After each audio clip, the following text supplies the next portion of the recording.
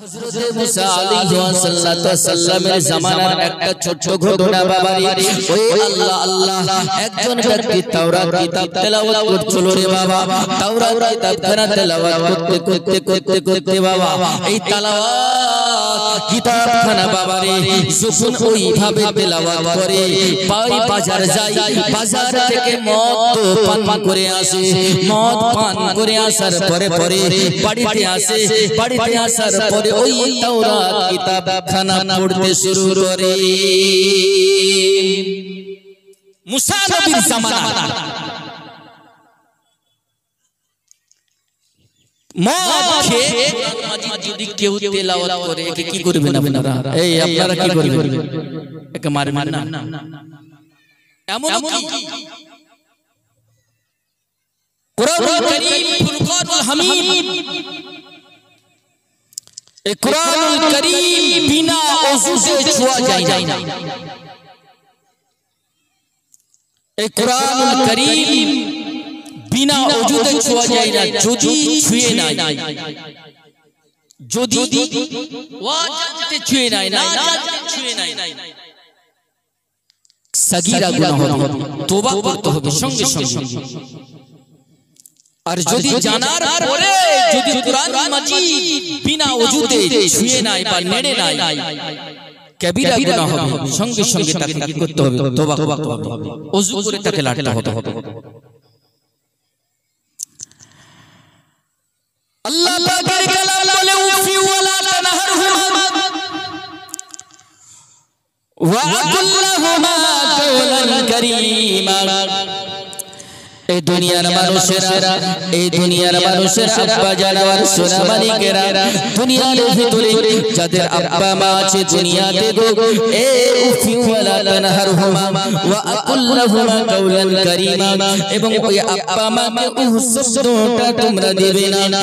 এমনি সময় মুসা নবীর জামানার একজন আল্লাহর বান্দা বাবা মদ পান করে এসে ওই তাওরাত কিতাবখানা তেলাওয়াত করত। বাড়িতে মা ছিল গর্ভধারণী মা। এই মা আব্বা যদি ভালো সন্তান যদি কোনো খারাপ রাস্তায় যায়, এই আব্বা মা ওই সন্তানকে উপদেশ দিতে পারবে কিনা? সন্তান মদ খেয়ে কোরআন তেলাওয়াত করছে, তো বাড়িতে মা আছে, মা বলছে বাবা তুই আল্লাহ পাকের কিতাব, এই আল্লাহ পাকের কালাম, এই আল্লাহ পাকের কালাম তুই তেলাওয়াত করছিস, কিন্তু মদ খেয়ে, এটা কিন্তু আমি মানতে পারবো না। সন্তান বলে মা যদি আমি এই মদ খেয়ে যদি এই তাওরাত কিতাব আমি না পড়ি তো আমার মন বসে না।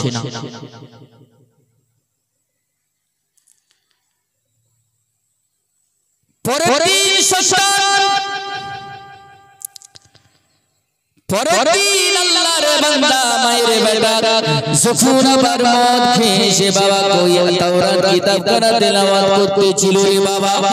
এমনি সময় মা তাড়াতাড়ি করে গিয়ে ওই আল্লাহ পাকের কোরআন মাজিদ খানা বাবা বুকের মধ্যে জড়িয়ে ধরে একটা জায়গাতে রেখে দিয়েছে। সন্তান বলে এ মা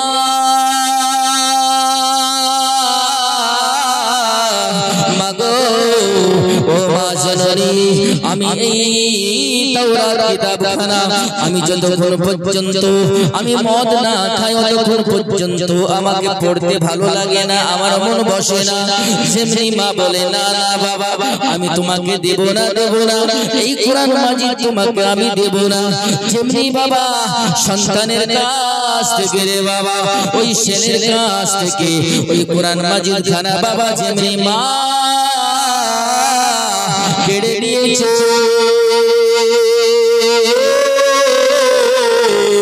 সঙ্গে সঙ্গে ওই সন্তান ওই মায়ের বেটা আল্লাহর বান্দা ওই মায়ের বেটা মায়ের গালের মধ্যে বাবারে একটা জোর করে থাপ্পড় মেরে দিয়েছে।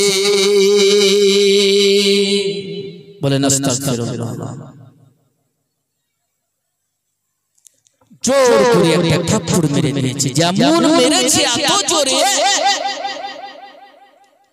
যে গালের মধ্যে 5টা আঙ্গুল পর্যন্ত বসে গেছে। মা এই গালের মধ্যে হাত দিয়ে মা কান্না করে বলতে থাকে, বাবারে এ আমার সোনা, এ বাপ, তোকে তো আমি মানুষ করলাম, গুহে মুদে করে তোকে আমি কত সুন্দর করে বাপে আমি তোকে মানুষ করে আজকে তুই আমার গালের মধ্যে থাপ্পড় মারলি। এই আল্লাহ পাকের কোরআন মাজিদ খানা তোকে সৎ উপদেশ দিতে গিয়ে এই মদ হারাম জিনিস খেতে নাই, এই মদ খেয়ে কোরআন মাজিদ লড়া যায় না, এই কথা বলতে গিয়ে তুই মারলি। এ বাপ, আমি তোর বাপ বলে দিলাম, যা যা যা যা রে বাবা, তোকে আমি বলে দিলাম, তোর ইবাদত বন্দেগী কোনদিন আল্লাহ কবুল করবে না, করবে না, করবে না। আমি তোর মা, তোকে আমি বরদোয়া দিয়ে দিলাম। ওই আল্লাহর বান্দা মায়ের বেটা বলে, মা গো, ও মা জননী, তুমি আমাকে বরদোয়া করলা গো মা, ও মা তুমি আমাকে ক্ষমা করবে না। বলল, বাবারে তোমাকে ক্ষমা করব না, আমি তোমাকে বরদোয়া করে দিলাম। এ বাবা, যা যা যা, যত দূরে তুই চলে যা, ইবাদত বন্দেগী কর, তোর ইবাদত বন্দেগী কবুল হবে না। ওই আল্লাহর বান্দা মায়ের বেটা বলে, ও মা জননী, আমি কথা দিলাম, কথা দিলাম, আমার এত ইবাদত বন্দেগী করবে, ওই ইবাদত বন্দেগী করে আমি আমার আল্লাহকে রাজি করব, আমি আমার আল্লাহকে খুশি করব, আমি আমার আল্লাহকে রাজি খুশি করে মা আমি আমার আল্লাহর কাছ থেকে ক্ষমা চেয়ে নেব। আমি আমার আল্লাহর কাছ থেকে ক্ষমা চেয়ে নেব। মা সন্তান শুন, যখন তুই তোর আল্লাহর কাছ থেকে ক্ষমা চাইবি রে বাবা, যা যা যা যা, আমি তোর মতো সন্তানের মুখ দেখবো না, আমি তোর মতো ছেলের মুখ আমি দেখবো না। যা বাবা যা, আমি তোর মুখ দেখতে চাই না, আমার বাড়ি থেকে তুই বেরিয়ে যা, চলে যা। ওই আল্লাহর বান্দা মায়ের বেটা ঘরের মধ্যে গেল বাবা, ঘরের মধ্যে যাওয়ার পরে রে বাবা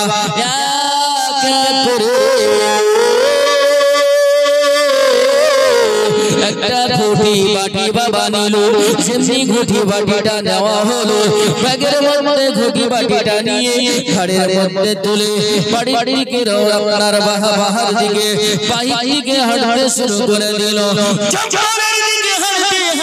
চলে যায় জঙ্গলের দিকে যাওয়ার পরে পরে কোন জঙ্গলে যাওয়ার পরে একটা জায়গার মধ্যে রে বাবা, ওই জায়গার মধ্যে এক নয়, দুই নয়, তিন নয়, এক এক করে 12টা বছর হয়ে গেছে। এই 12 বছর ধরে এক জায়গাতে ইবাদত বন্দি করেছে।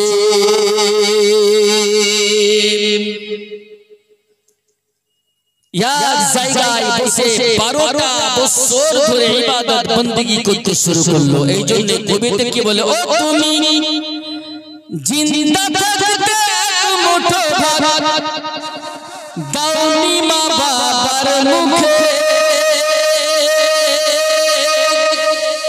মরলে খাওয়াও পাড়ার লোক ডেকে মন আমার, মরলে খাওয়াও পাড়ার লোক ডেকে।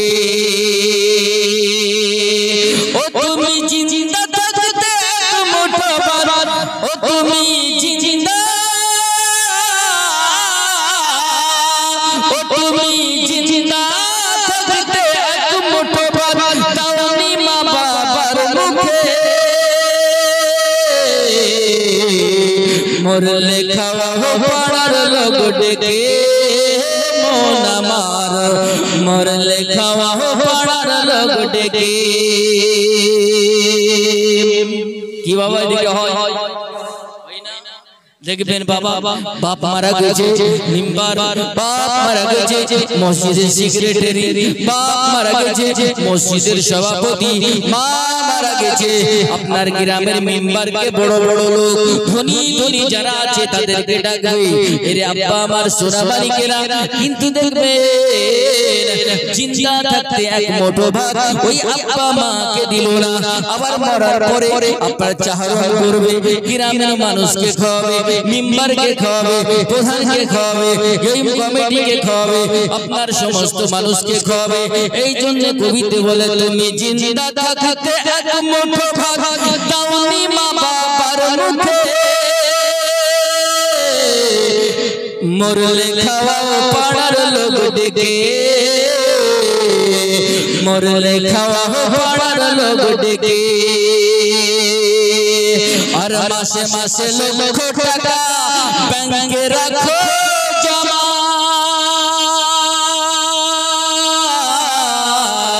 আর মাসে মাসে লক্ষ টাকা ব্যাংকে রাখো জমা। আর বাড়ি বাড়ি ভিক্ষা করে তোমার মা বাবা, ভাইরে তোমার মা বাবা। আবার তোমার বউয়ের হাতে সোনার বালা, আবার তোমার বউয়ের হাতে সোনার বালা, দিন কাটে কত সুখে,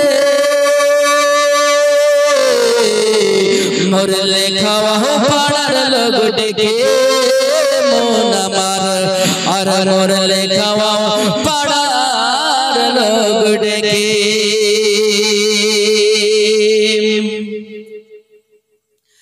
আব্বা জানেরা আল্লাহর হযরত মুসা নবীর জামান, ওই ব্যক্তি কি করে 12টা বছর হয়ে গেল রে বাবা, 12টা বছর ধরে আপনার ওই জায়গায় ইবাদত করতে লাগলো, বندگی করতে লাগলো, ওই জায়গাতে বসে বসে আল্লাহ আল্লাহ করতে লাগলো। ওই আমার আল্লাহ পাক বলে ওরে জিবরাইল যাও যাও ওই আল্লাহর বান্দাকে বলে দাও, ওই আল্লাহর বান্দা 12টা বছর ধরে ওই জায়গায় ইবাদত বندگی করে, মার গালে থাপ্পড়টা মেরে গো রে জিবরাইল যাও ওই আল্লাহ পাকের ফেরেশতা জিবরাইল আলাইহিস সালাতু ওয়াস সালাম এসে বলে হে আল্লাহর বান্দা তুমি এই জায়গায় বসে বসে ইবাদত বندگی করতেছো, না না তুমি এই জায়গা ছেড়ে দাও। রে আব্বা জান আমার সোনা মানিকেরা, আমাদের বাড়িতে অনেকের আব্বা আছে মা আছে গো, এই আব্বা মাকে কত না কত কথা বলে দিই আমরা। এই আব্বা আছে আমাদের বাড়িতে, আমাদের মা আছে, অনেক সন্তান আছে মা বলে মাকে ডাকে না, অনেক সন্তান আছে আব্বাকে আব্বা বলে ডাকে না, অনেক সন্তান আছে এই আব্বার জ্বর হলে পারে ওষুধ দেয় না, অনেক সন্তান আছে ওই আব্বা মাকে মেরেছে এরকম আছে।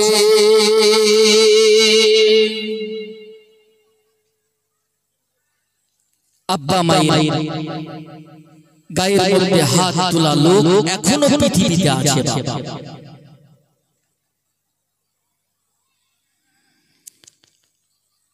আল্লাহর নবী সাল্লাল্লাহু তাআলা আলাইহি ওয়াসাল্লাম বলে ও দুনিয়ার মানুষেরা রে শুনো শুনো শুনো শুনো, তোমার মায়ের পায়ের তলায় জান্নাত। ও দুনিয়ার মানুষেরা শুনো শুনো, তোমার ওই আব্বা মায়ের পায়ের তলায় তোমার জান্নাত জান্নাত জান্নাত জান্নাত। এই আব্বা জান আমার সোনা মানিকেরা, আপনি যতই যা করেন গো, আপনি ইবাদত করেন, বندگی করেন, নামাজ পড়েন, রোজা করেন, হজ করেন, যাকাত দেন, যা কিছু আছে আপনি করেন না কেন রে আব্বা আমার সোনা মানিকেরা, কিন্তু আপনার বাড়িতে যে আব্বা মা আছে এই আব্বা মাকে যদি একবার সুন্দর করে ওই সুন্দর করে সকালবেলায় আব্বা মায়ের ওই হাসি মুখখানা যদি একবার দেখানো যায়, ওই আব্বা মায়ের হাসিখানা যদি একবার ওই সকাল সকাল যদি আপনার ওই আব্বা মায়ের ওই মুখখানা যদি হাসি মুখখানা একবার দেখানো যায়, আল্লাহর হাবিব বলে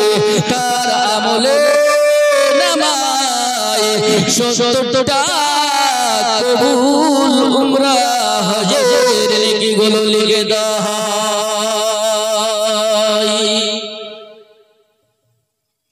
আব্বা মা বাড়িতে আছে, আমরা কষ্ট দিই, অযথাই আমরা কষ্ট দিই। যদি আব্বা মা যদি বলে দেয় বাজারে যাবি না তো ওখানে আগে, যদি বলে সিনেমা দেখতে যাবি না তো আগে ওখানে। আব্বা জান আমার সোনা মানিকেরা, এই আল্লাহর বান্দা মায়ের বেটা রে বাবা এক করে 12টা বছর বাবা ওই জায়গায় গুজরে গেল। আল্লাহ পাকের ফেরেশতা বলে যা যা যা এ বান্দা চলে যা, আর এই জায়গাতে থাকা যাবে না, বাড়ির দিকে রওনা হয়ে যাও। আল্লাহ আল্লাহ ওই আল্লাহর বান্দা মায়ের বেটা বাবা বাড়ির দিকে রওনা হয়ে গেল। বাড়ির দিকে রওনা হয়ে গিয়ে দেখা যায় ওই মা জননী যে ঘরের মধ্যে আছে রে বাবা, এই ঘরের মধ্যে মা আছে, এই ঘরখানা আপনার রুইয়ের মধ্যে লেগে গেছে, ওই ঘরখানা আপনার ওই ভেঙে গেছে, কিছু কিছু পাতাগুলো ছিঁড়ে গেছে, ভেঙে গেছে, এইরকম হয়ে গেছে, তিরপলগুলো আপনার হয়ে গেছে। আল্লাহু আকবার। এমনি সময় ওই আল্লাহর বান্দা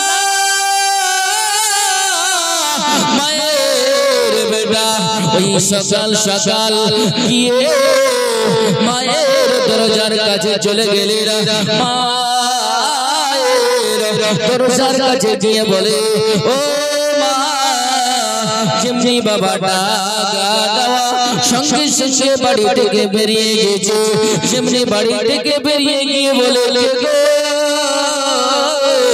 বলো মা গো মা, আমি তোমার সন্তান, আমি তোমার সন্তান, ও মা তুমি ক্ষমা করে দাও, ক্ষমা করে দাও। ওই আল্লাহর বান্দা মায়ের বেটা বলে ও বাবা রে শুন শুন তো, যেদিন আমার গালের মধ্যে থাপ্পড়টা মেরেছিলি রে বাবা, ওই দিন আমার গালের মধ্যে 5টা দাগ লেগে গিয়েছিল, এই 5টা দাগ বসে গিয়েছিল, তোর 5টা আঙুলের দাগ আমার গালের মধ্যে লেগে গিয়েছিল রে বাবা। আজকে কি এই গালের মধ্যে কি আমার এই দাগটা আছে রে বাবা? মায়ের গালের মধ্যে হাতটা লেগে বলে মা গো,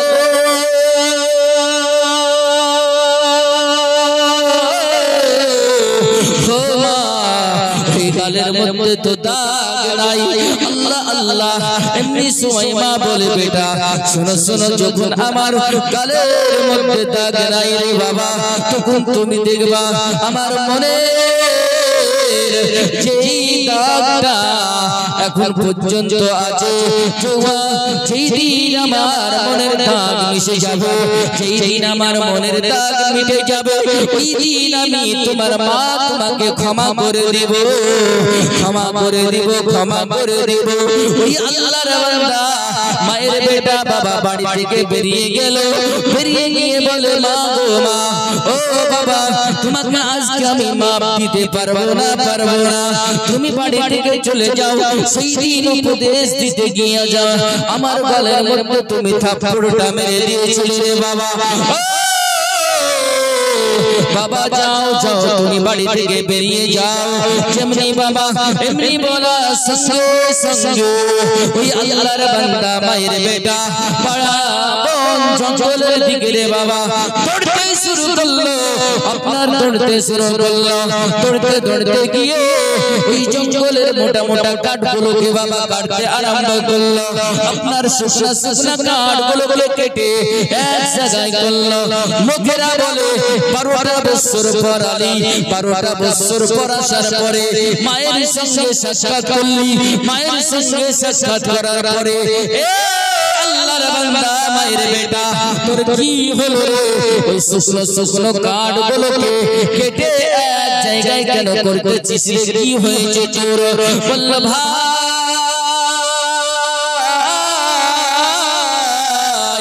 ও গ্রামবাসীরা, ওরে আমার গ্রামের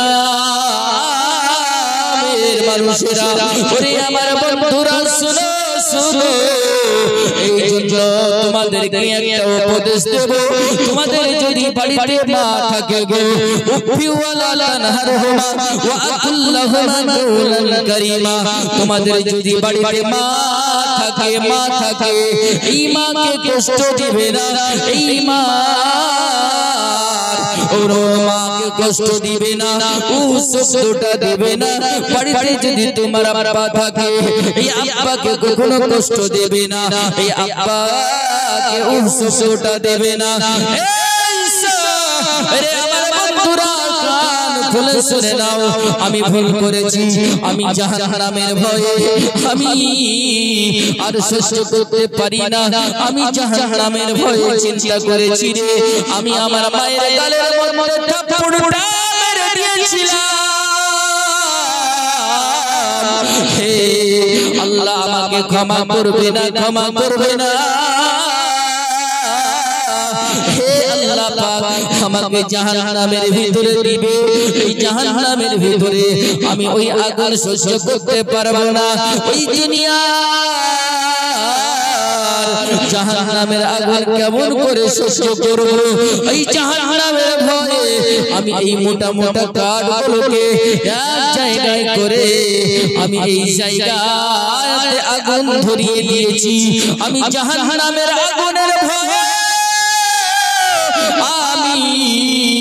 এই জাহান্নামের আগুনের ভয়ে আর এই দুনিয়ার আগুনে পড়ে পড়ে মরতে চাই, কিন্তু আমি ওই জাহান্নামের আগুন আমি সহ্য করতে পারবো না। আল্লাহুম্মা সাল্লি আলা মাওলানা মুহাম্মদ ওয়া আলা আলিহি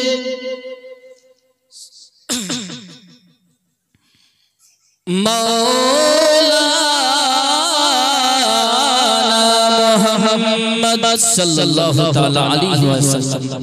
মুআজ্জাজ সামিন কিরাম, তো বাড়িতে আব্বা মা যাদের আছে, এই আব্বা মায়েদের সঙ্গে যদি কেউ কোনো আচরণ যদি খারাপ করে থাকে, এই মুআজ্জাজ সামিন কিরাম, এই মেহফিল থেকে যাবেন, আব্বার হাত খানা ধরবেন, মায়ের হাত খানা ধরে বলবেন, আব্বা মা ভুল করেছি, ও আব্বা ও মা আমি ভুল করেছি, ক্ষমা করে দাও, ক্ষমা করে দাও। মুআজ্জাজ সামিন কিরাম, এ আব্বা এ মা, যতক্ষণ পর্যন্ত আপনি ক্ষমা না করবে ততক্ষণ পর্যন্ত আপনি জান্নাতের হকদার হতে পারবেন না, জান্নাতের হকদার হতে পারবেন না। এ মুআজ্জাজ সামিন কিরাম, এই আব্বা মাকে খুশি করেন, আব্বা মাকে খুশি করেন। দেখবেন আপনি ব্যবসায় যান আর বাণিজ্যতে যান, আর আপনি যেখানেই যান না কেন রে বাবা, আপনি চাকরিতেই যান আর আপনি যেখানেই যান না কেন, আপনি আপনার আব্বা মাকে অনুমতি নিয়ে যান, দেখবেন সেই কাজে আল্লাহ পাকের রহমত হবে, ওই কাজে আল্লাহ পাকের বরকত হবে।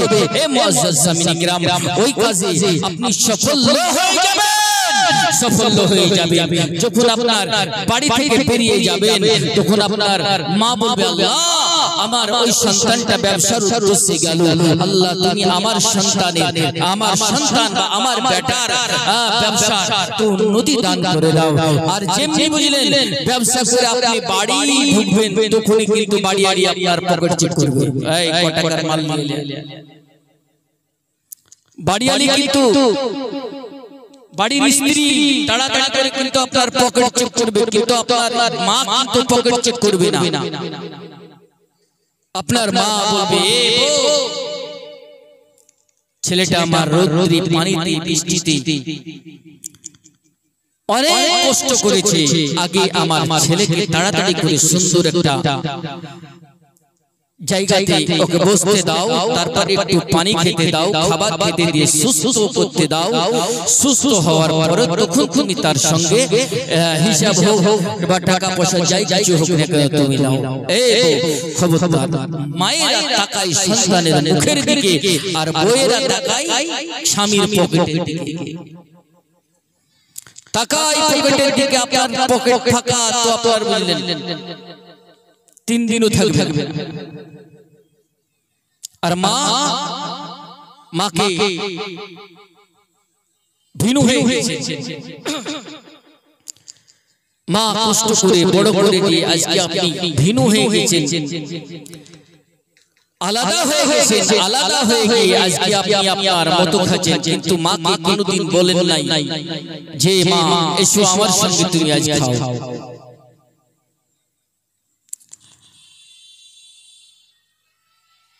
মুআজ্জাজ জামিন কিরাম, বাড়িতে মা সর্বশ্রেষ্ঠ জিনিস হলো মা। দেখবেন যাদের মা নাই, অন্ধকার কবরে শায়িত আছে, যখন রাতে শুয়ে যান তখন ওই মায়ের কথা মনে পড়লে পারে দেখবেন চোখ দিয়ে আপনার পানি বেরোতে শুরু করে। যারা বানাই আব্বার কথা মনে পড়লেই বুকের মধ্যে যেন মনে হয় ব্যথা, হাজার মূল ব্যথা নিয়ে ওই বিছানায় শুয়ে গেলেন। স্বপ্নে ডাক দিবে, এ বেটা আজ ঘুমন্ত অবস্থায় আমাকে স্মরণ করে শুয়েছিলি, তোর টেনশন নাই, চিন্তা নাই, তুই দুনিয়ার জমিনে থাক, আমি তোর মা আছি, তোর জন্য সব সময় আমি দোয়া করতেছি। জোরে বলেন সুবহানাল্লাহ। মা কবরে গেলেও মা দোয়া করে। আজকে এই মা এই শীতের দিনে মাকে একটা ছোট্ট একটা তিরপালের ঘরের মধ্যে ভরে দিয়ে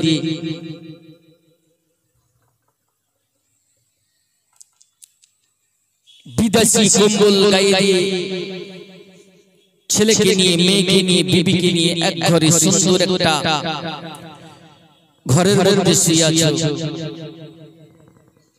প্রচন্ড শীত, জানালা দরজা বন্ধ করে দিয়ে ঘুমাও।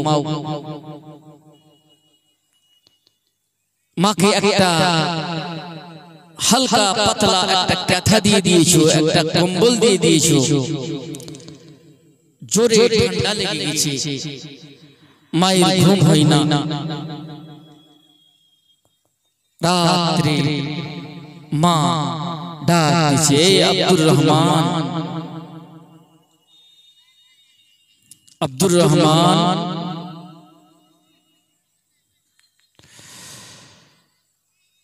মা দুই চোখের পানি ছেড়ে দিয়ে ডাকছে, আব্দুর রহমান,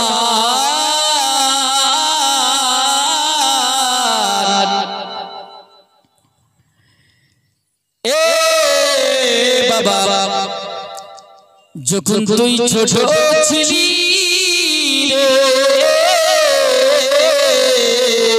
বাবা, একদিকে পেশাব করে দিয়েছিস, অপর দিকে নিয়েছি রে বাবা, আবার আর একদিকে পেশাব করে দিয়েছিস। আমি তোর মা বুকের মধ্যে নিয়েছি রে বাবা, বুকের মধ্যে নিয়েছি, পেশাব করে নিয়েছিস রে বাবা।